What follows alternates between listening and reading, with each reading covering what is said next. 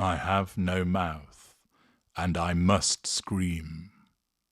By Harlan Ellison. Limp, the body of Gorister hung from the pink pallet, unsupported, hanging high above us in the computer chamber, and it did not shiver in the chill, oily breeze that blew eternally through the main cavern. The body hung head down, attached to the underside of the pallet by the sole of its right foot.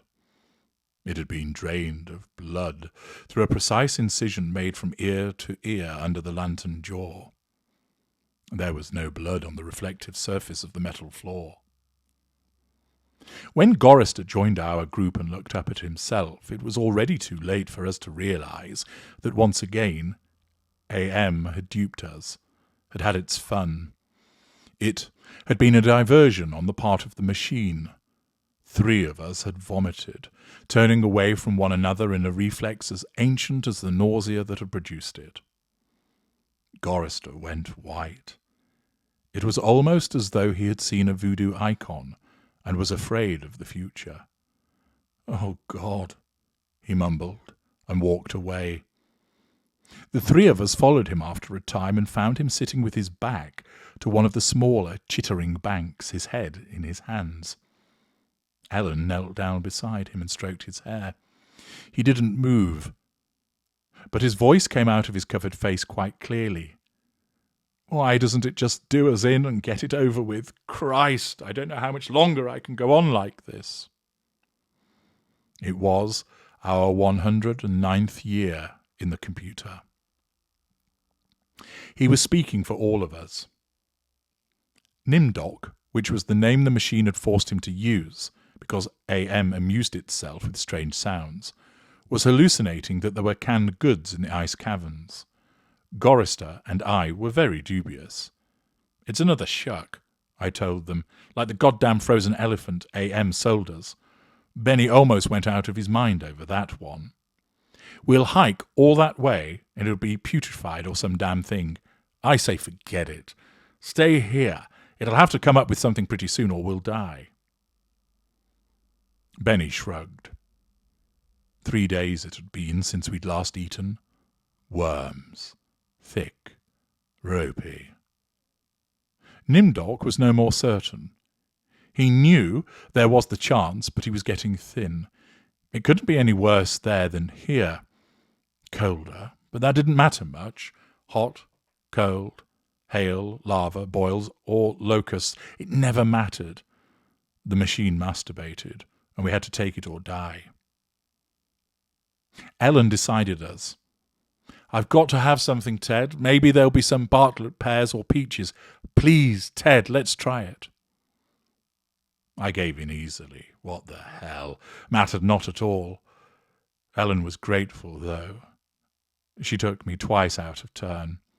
Even that had ceased to matter. She never came, so why bother? But the machine giggled every time we did it. Loud. Up there, back there, all around us he snickered. It snickered. Most of the time I thought of AM as it, without a soul. But the rest of the time I thought of it as him, in the masculine, the paternal, the patriarchal, for he is a jealous people. Him, it, God, as Daddy the deranged. We left on a Thursday. The machine always kept us up to date on the date. The passage of time was important, not to us, sure as hell, but to him. It, AM, Thursday, thanks. Nimdoc and Gorister carried Ellen for a while, their hands locked to their own in each other's wrists, a seat. Benny and I walked before and after, just to make sure that if anything happened, it would catch one of us and at least Ellen would be safe. Fat chance. Safe didn't matter. It was only 100 miles or so to the ice caverns, and the second day, when we were lying out under the blistering sun thing he had materialized, he sent down some manna. Tasted like boiled boar urine. We ate it. On the third day, we passed through a valley of obsolescence, filled with rusting carcasses of ancient computer banks. AM had been as ruthless with its own life as with ours. It was a mark of his personality. It strove for perfection. Whether it was a matter of killing off unproductive elements in his own world-filling bulk, or perfecting methods for torturing us, AM was as thorough as those who had invented him, now long since gone to dust cloud we could ever have hoped. There was light filtering down from above, and we realized we must be very near the surface. But we didn't try to crawl up to see. There was virtually nothing out there. Had been nothing that could be considered anything for over 100 years. Only the blasted skin of what had once been the home of billions. Now, there were only 5 of us, down here, inside, alone with AM. I heard Ellen saying frantically, "No, Benny, don't! Come on, Benny, don't, please!" And then I realized I had been hearing Benny murmuring under his breath for several minutes. He was saying, "I'm gonna get out. I'm gonna get out," over and over. His monkey-like face was crumbled up in an expression of beatific delight and sadness, all at the same time. The radiation scars AM had given him during the festival were drawn down into a mass of pink-white puckerings, and his features seemed to work independently of one another. Perhaps Benny was the luckiest of the 5 of us. He had gone stark staring mad many years before. But even though we could call AM any damn thing we liked, could think the foulest thoughts of fused memory banks and corroded base plates, of burnt-out circuits and shattered control bubbles, the machine would not tolerate our trying to escape. Benny leaped away from me as I made a grab for him. He scrambled up the face of a smaller memory cube, tilted on its side and filled with rotted components. He squatted there for a moment, looking like the chimpanzee AM had intended him to resemble. Then he leaped high, caught a trailing beam of pitted and corroded metal and went up it, hand over hand like an animal, till he was on a girded ledge 20 feet above us. "Oh, Ted, Nimdoc, please help him. Get him down before—" She cut off. Tears began to stand in her eyes. She moved her hands aimlessly. It was too late. None of us wanted to be near him when whatever was going to happen, happened. And besides, we all saw through her concern. When AM had altered Benny during the machine's utterly irrational hysterical phase, it was not merely Benny's face the computer had made like a giant ape's. He was big in the privates. She loved that. She serviced us as a matter of course, but she loved it from him. Oh, Ellen, pedestal Ellen, pristine pure Ellen. Oh, Ellen the clean, scum filth. Gorister slapped her. She slumped down, staring up at poor loony Benny, and she cried. It was her big defence, crying. We'd gotten used to it 75 years earlier. Gorister kicked her in the side. Then the sound began. It was light, that sound, half and half light, something that began to glow from Benny's eyes and pulse with growing loudness, dim sonorities that grew more gigantic and brighter as the light sound increased in tempo. It must have been painful, and the pain must have been increasing with the boldness of the light. The rising volume of the sound for Benny began to mewl like a wounded animal. At first, softly, when the light was dim and the sound was muted, then louder as his shoulders hunched together, his back humped as though he's trying to get away from it. His hands folded across his chest like a chipmunk's, his head tilted to the side, the sad little monkey face pinched in anguish. Then he began to howl, as the sound coming from his eyes grew louder, louder and louder. I slapped the sides of my head with my hands, but I couldn't shut it out. It cut through easily. The pain shivered through my flesh like tin foil on a tooth. And Benny was suddenly pulled erect. On the girder he stood up, jerked to his feet like a puppet. The light was now pulsing out of his eyes in 2 great round beams. The sound crawled up and up some incomprehensible scale, and then he fell forward, straight down, and hit the plate steel floor with a crash. He lay there jerking spastically as the light flowed around and around him and the sound spiraled up out of normal range. Then the light beat its way back inside his head. The sound spiraled down, and he was left lying there, crying piteously. His eyes were two soft, moist pools of pus-like jelly. AM had blinded him. Gorister and Nimdok and myself were turned away, but not before we caught the look of relief on Ellen's warm, concerned face. Sea-green light suffused the cavern where we made camp. AM provided punk, and we burned it, sitting huddled around the wan and pathetic fire, telling stories to keep Benny from crying in his permanent night. "What does AM mean?" Gorister answered him. We had done this sequence 1,000 times before, but it was Benny's favourite story. At first, it meant Allied Master Computer, and then it meant Adaptive Manipulator. And later on it developed sentience and linked itself up, and they called it Aggressive Menace. But by then it was too late, and finally it called itself AM, Emerging Intelligence, and what it meant was, I am cogito ergo sum. I think, therefore I am. Benny drooled a little and snickered. There was the Chinese AM and the Russian AM and the Yankee AM and... He stopped. Benny was beating on the floor plates with a large, hard fist. He was not happy. Gorister had not started at the beginning. Gorister began again. The Cold War started and became World War III and just kept going. It became a big war, a very complex war, so they needed the computers to handle it. They sank the first shafts and began building AM.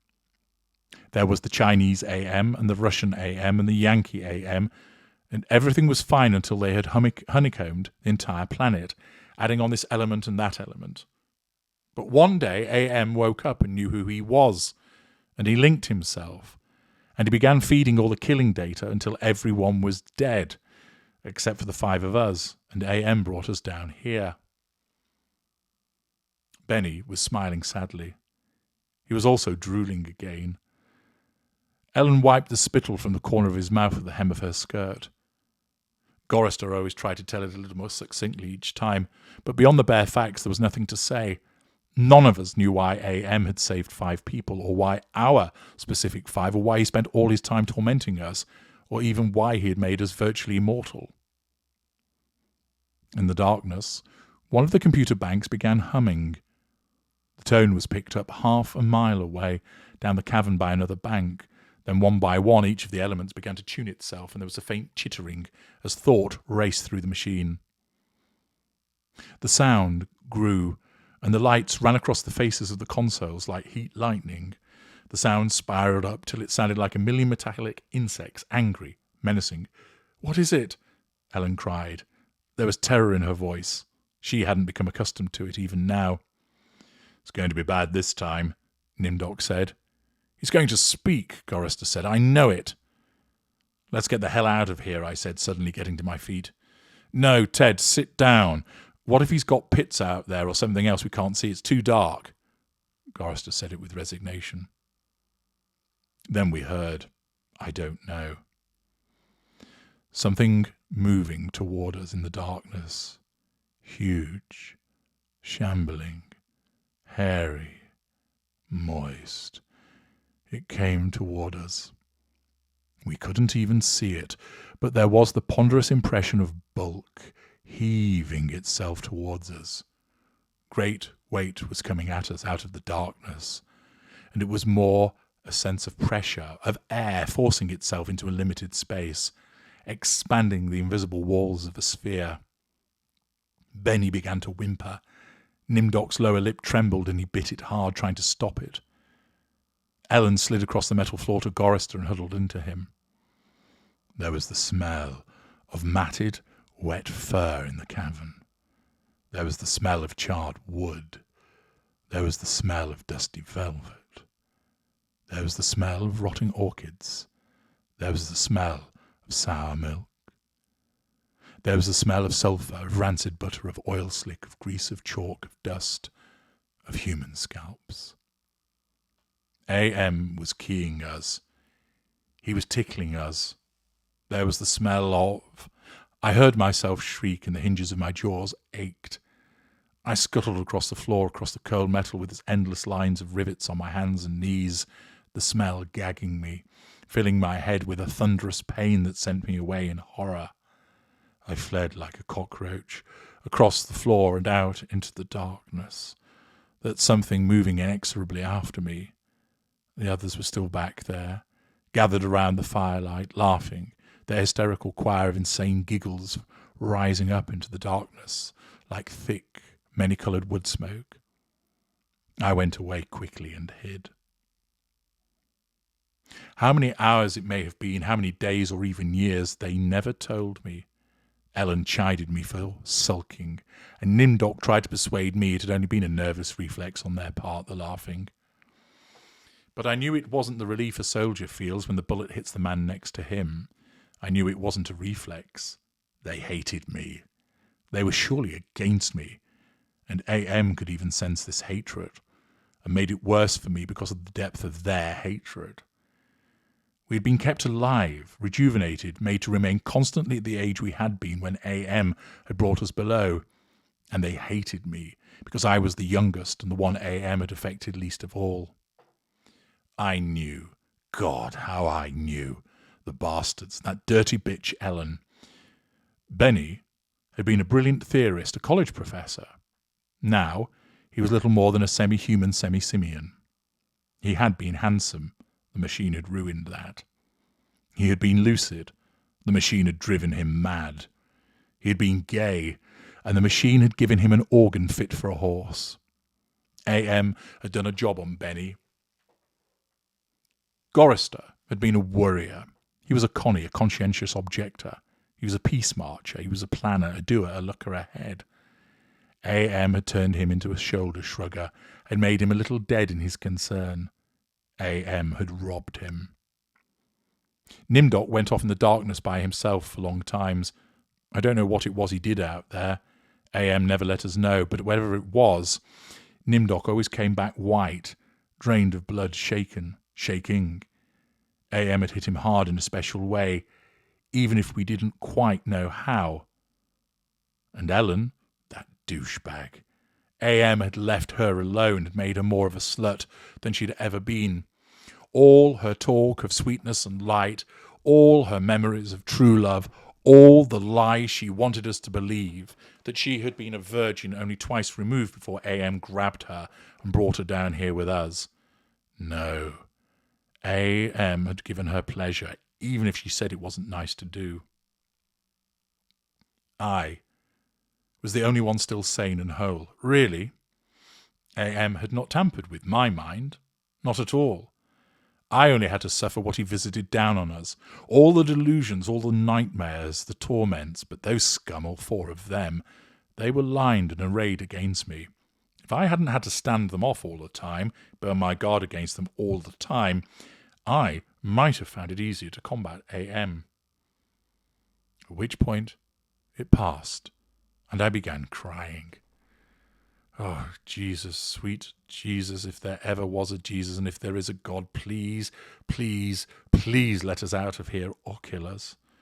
Because at that moment I believe I realized completely, so that I was able to verbalize it, AM was intent on keeping us in his belly forever, twisting and torturing us forever. The machine hated us as no sentient creature had ever hated before, and we were helpless. It also became hideously clear, if there was a sweet Jesus and if there was a God, the God was AM. The hurricane hit us with the force of a glacier thundering into the sea. It was a palpable presence.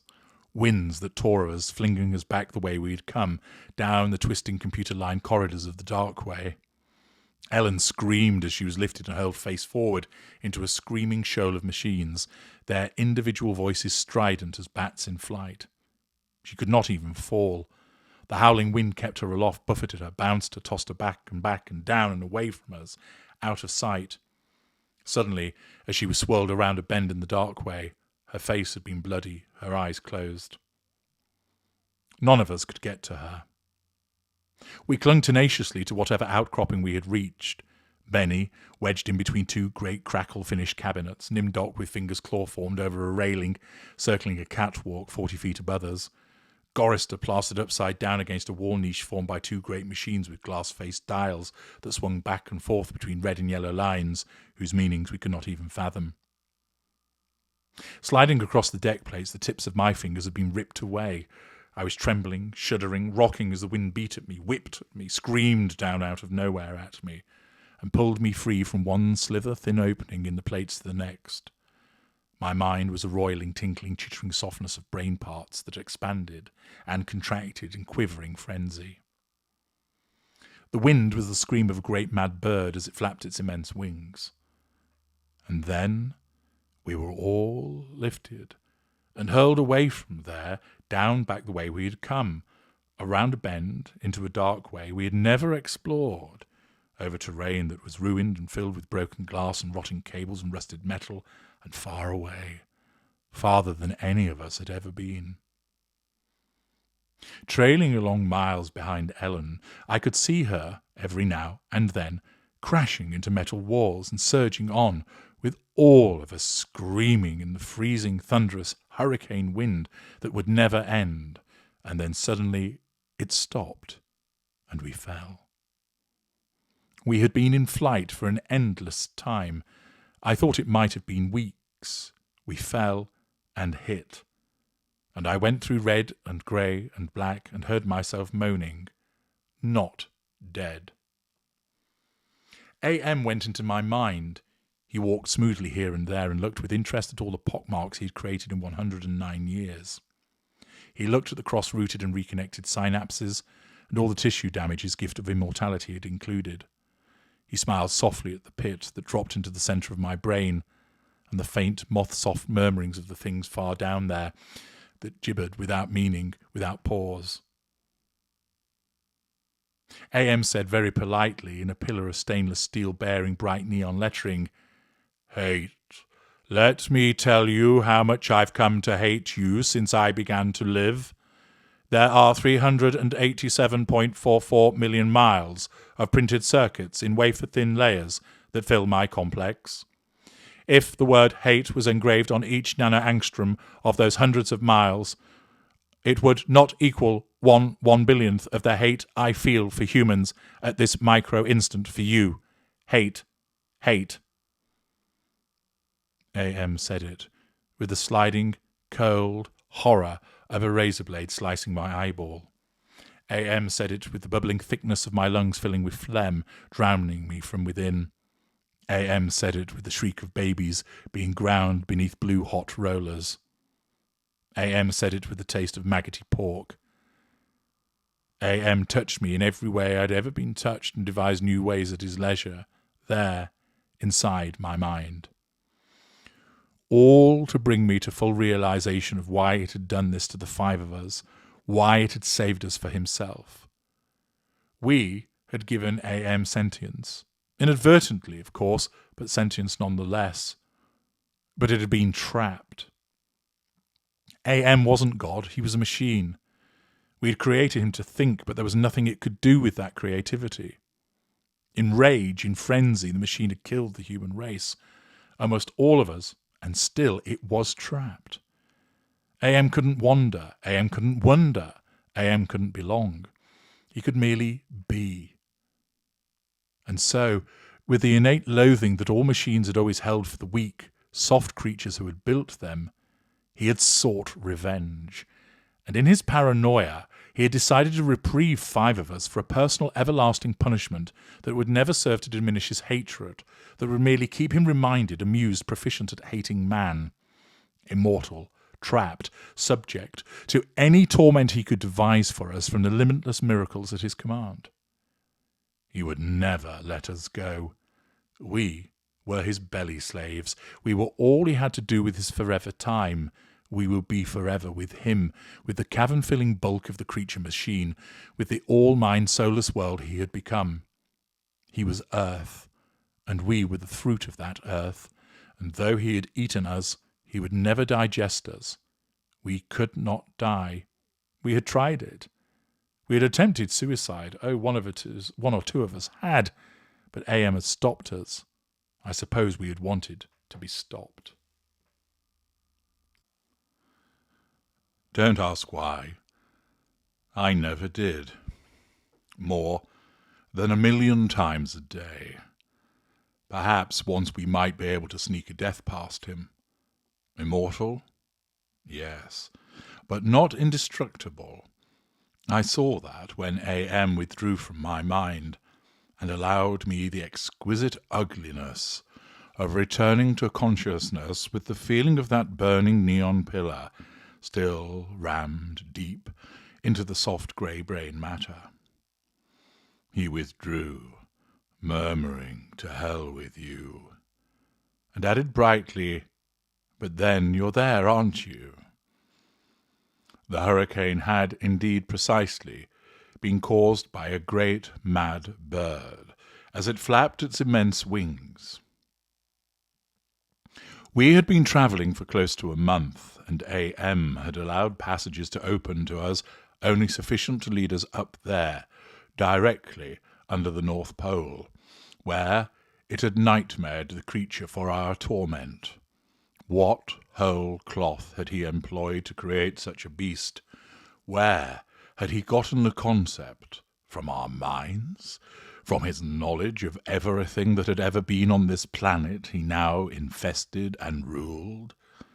From Norse mythology it had sprung, this eagle, this carrion bird, this rock, this Hugelmer, the wind creature, Huracan incarnate. Gigantic. The words immense, monstrous, grotesque, massive, swollen, overpowering, beyond description. There, on a mound, rising above us, the bird of winds heaved with its own irregular breathing. Its snake neck arching up into the gloom beneath the North Pole, supporting a head as large as a Tudor mansion, a beak that opened slowly as the jaws of the most monstrous crocodile ever conceived, sensuously. Ridges of tufted flesh puckered about two evil eyes, as cold as the view down into a glacial crevice. Ice blue and somehow moving liquidly. It heaved once more and lifted its great sweat-coloured wings in a movement that was certainly a shrug. Then it settled and slept. Talons, fangs, nails, blades. It slept. AM appeared to us as a burning bush and said we could kill the hurricane bird if we wanted to eat. We had not eaten in a very long time, but even so Gorrister merely shrugged. Benny began to shiver, and he drooled. Ellen held him. "Ted, I'm hungry," she said. I smiled at her. I was trying to be reassuring, but it was as phony as Nimdok's bravado. "Give us weapons," he demanded. The burning bush vanished, and there were two crude sets of bows and arrows and a water pistol lying on the cold deck plates. I picked up a set. Useless. Nimdok swallowed heavily. We turned and started the long way back. The hurricane bird had blown us about for a length of time we could not conceive. Most of that time we had been unconscious, but we had not eaten. A month on the march to the bird itself without food. Now, how much longer to find our way to the ice caverns and the promised canned goods? None of us cared to think about it. We would not die. We would be given filth and scum to eat, of one kind or another. Or nothing at all. AM would keep our bodies alive somehow, in pain, in agony. The bird slept back there for how long it didn't matter. When AM was tired of its being there, it would vanish. But all that meat, all that tender meat. As we walked, the lunatic laugh of a fat woman rang high and around us in the computer chambers that led endlessly nowhere. It was not Ellen's laugh, She was not fat, and I had not heard her laugh for 109 years. In fact, I had not heard we walked. I was hungry. We moved slowly. There was often fainting, and we would have to wait. One day he decided to cause an earthquake, at the same time rooting us to the spot with nails through the soles of our shoes. Ellen and Nimdok were both caught when a fissure shot its lightning bolt opening across the floor plates. They disappeared and were gone. When the earthquake was over, we continued on our way. Benny, Gorister, and myself. Ellen and Nimdok were returned to us later that night, which abruptly became a day as the heavenly legion bore them to us with the celestial chorus singing, "Go down, Moses." The archangels circled several times and then dropped the hideously mangled bodies. We kept walking, and a while later Ellen and Nimdok fell in behind us. They were no worse for wear. But now Ellen walked with a limp. A.M. had left her that. It was a long trip to the ice caverns to find the canned food. Ellen kept talking about Bing cherries and Hawaiian fruit cocktail. I tried not to think about it. The hunger was something that had come to life, even as A.M. had come to life. It was alive in my belly, even as we were in the belly of the earth, and A.M. wanted the similarity known to us. So he heightened the hunger. There is no way to describe the pains that not having eaten for months brought us, and yet we were kept alive. Stomachs that were merely cauldrons of acid, bubbling, foaming, always shooting spears of sliver-thin pain into our chests. It was the pain of the terminal ulcer, terminal cancer, terminal paresis. It was unending pain. And we passed through the cavern of rats, and we passed through the path of boiling steam, and we passed through the country of the blind, and we passed through the slough of despond, and we passed through the vale of tears, and we came, finally, to the ice caverns, horizonless thousands of miles in which the ice had formed in blue and silver flashes, where novas lived in the glass. The down-dropping stalactites as thick and glorious as diamonds that had been made to run like jelly, and then solidified in graceful eternities of smooth, sharp perfection. We saw the stack of canned goods, and we tried to run to them. We fell in the snow, and we got up and went on, and Benny shoved us away and went at them, and pawed them and gummed them and gnawed at them, and he could not open them. A.M. had not given us a tool to open the cans.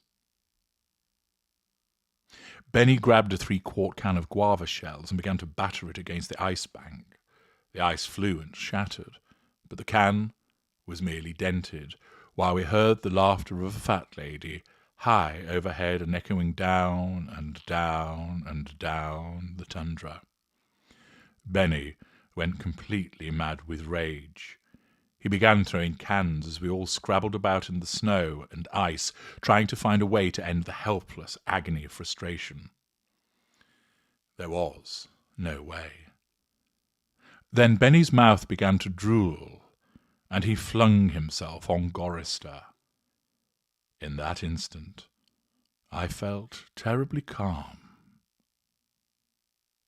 Surrounded by madness, surrounded by hunger, surrounded by everything but death, I knew death was our only way out. A.M. had kept us alive, but there was a way to defeat him. Not total defeat, but at least peace. I would settle for that. I had to do it quickly. Benny was eating Gorister's face. Gorister on his side thrashing snow, Benny wrapped around him with powerful monkey legs, crushing Gorister's waist, his hands locked around Gorister's head like a nutcracker, and his mouth ripping at the tender skin of Gorister's cheek. Gorister screamed with such jagged-edged violence that stalactites fell. They plunged down softly, erect in the receiving snowdrifts. Spears, hundreds of them everywhere protruding from the snow. Benny's head pulled back sharply as something gave all at once, and a bleeding raw white dripping of flesh hung from his teeth. Ellen's face, black against the white snow, dominoes and chalk dust, Nimdok with no expression but eyes, all eyes. Gorister, half conscious, Benny now an animal. I knew A.M. would let him play, Gorister would not die, but Benny would fill his stomach. I turned half to my right and drew a huge ice spear from the snow. All in an instant. I drove the great ice point ahead of me like a battering ram braced against my right thigh. It struck Benny on the right side, just under the rib cage, and drove upward through his stomach and broke inside him. He pitched forward and lay still.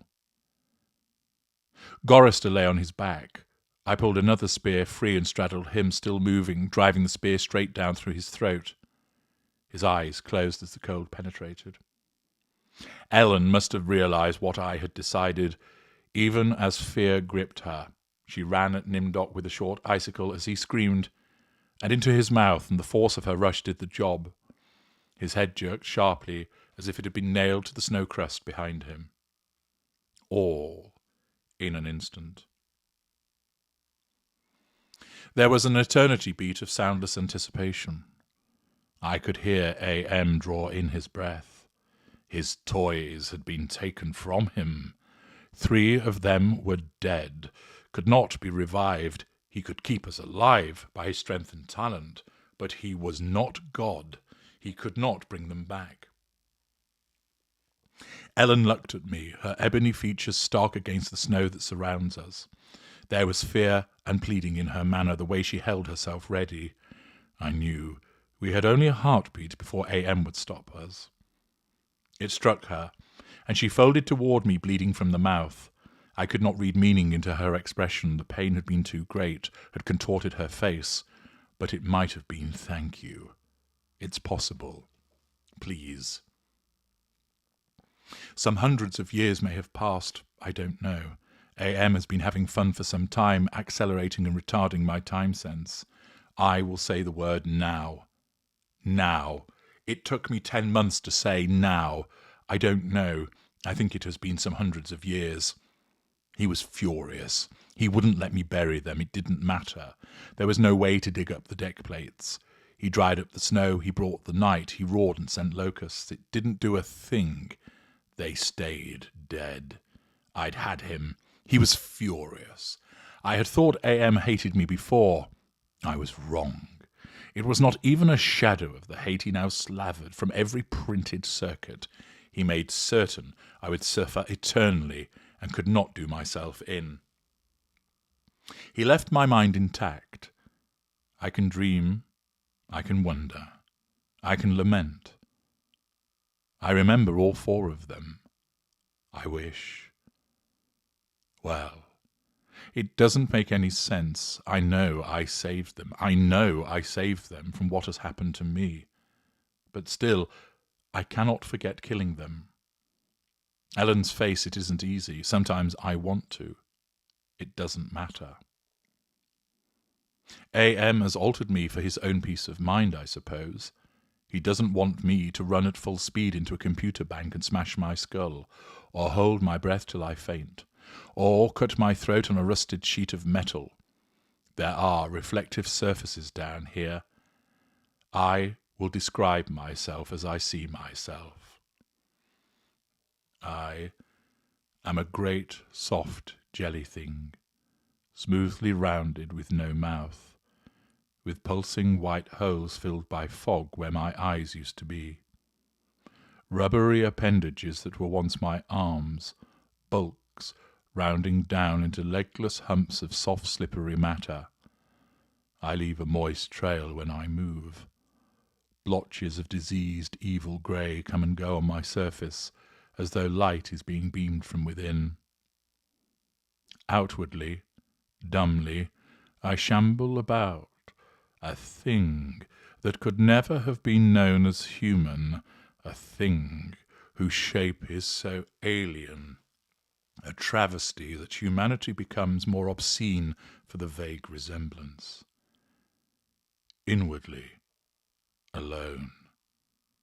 Here, living under the land, under the sea, in the belly of A.M., whom we created because our time was badly spent, and we must have known unconsciously that he could do it better. At least the four of them are safe at last. A.M. will be all the madder for that. It makes me a little happier, and yet A.M. has won. Simply, he has taken his revenge. I have no mouth, and I must scream.